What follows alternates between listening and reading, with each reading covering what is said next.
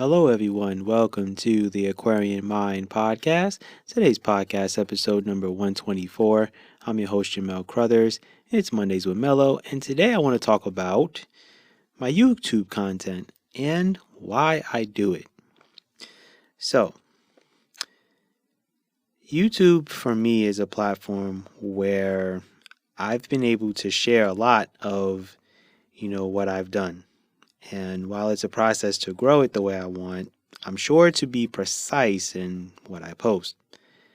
And for me, it's, sharing my writing journey along with, the books and why I write the books that I do. And while consistency is important, that's the one thing that I have to do. And it's not easy with all that I'm doing currently, but, know what they say. If you want to grow your brand, that's pretty much what you got to do. You got to be consistent. You got to be disciplined with it. And that's pretty much the best advice that I can give you guys. Now, for me, utilizing YouTube and growing it slowly, for me, I'm not that much in a rush to get noticed. And I kind of just want to let things flow and let the audience kind of come to me and find me and things of that nature. And, YouTube, it's changed a lot over the past few years. So it's a little more challenging to grow a channel and grow a brand. And, with all the advertisements, the different channels, the guidelines, along with people's attention spans, growing it to, the way I want I know it's going to take time.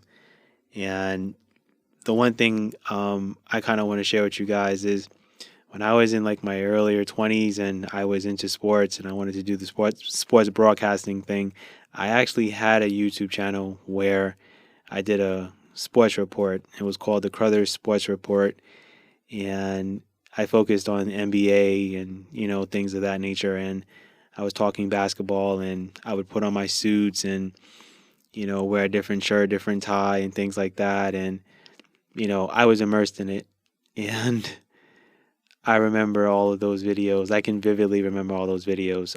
I was just doing so much, and I was recording stuff every day, and I did a whole NBA drafting and what teams needed and, positions that they should go after. It was a whole big thing, and I was starting to grow it, and a lot of people were starting to watch my content, and I was getting a lot of comments and things like that, and it was really fun until my laptop crashed. See, back then, my mindset was not on having an external drive where you can save all your videos and all that stuff. But just to let you guys know, I do have an external drive now, and pretty much every single piece of content that I've created in the years that I've been writing my content, it's all on my backup drive. So all of my books are in doc, EPUB, Mobi, and PDF format, and it's on my external drive. So God forbid something ever is to happen to my Google Chromebook, which it actually did a few weeks ago, where pretty much everything got wiped out on an update. A lot of my stuff is still on my on my Google Drive, but the majority of my stuff is on my external drive, and I only lost about 2 to 3% of my stuff off my Google Chromebook, which wasn't the end of the world. I was able to recover that. But anyway, I remember candidly like YouTube when it was around that time, and there weren't the ads, and it wasn't all of these changed guidelines and all that stuff, and it was a journey for me. And I was consistent with it. It was every day I was doing it. But see, right now, that's one thing that I don't really have the opportunity, let's just say, to immerse myself in creating all of this YouTube content. I want to do it, but I'll get there. I do have a few videos up on some of the books I've written and a couple of little short YouTube shorts that I've done. So if you guys ever get a chance, you guys can look at it. You guys can pretty much type my name in, Jamel Crothers, and you guys will find me on YouTube. And I honestly enjoy the journey of sharing with the world, being an author and pretty much what it takes to do it. I've been writing books for over 6 years as we speak right now, as you guys know. And I have a few more years left. before I shift into, other projects. Um, so what I'm really trying to say is YouTube, it takes time to really grow it and to build that audience and to keep it consistent. And, you know, I have figured out the days that I want to post stuff, but I just need to, you know, carve out the time to immerse myself into doing all of that. And weekly, I pretty much plan what I want to discuss on my channel, and I switch it up between my books, my writing journey, what I'm working on. So it really doesn't become monotonous and boring. But I do have plans on sharing more in-depth things as I grow my channel more, and as more projects I start on. I want to share those things, and maybe I am creating YouTube videos where I'm in the middle of writing a book. You never know. I will say that I am keeping that door open to that.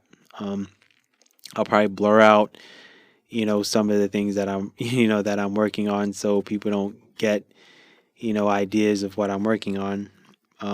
But I will say the next realm of my journey on YouTube, it will be sharing things with my clothing line, talking about audiobooks, possibly doing my day-to-day life and how I write the blogs and how I record my podcasts and things of that nature. So gonna get to that place, gonna figure out the time for all of that. Hopefully I can get someone to record me instead of me recording myself so much. But we'll see as time goes on.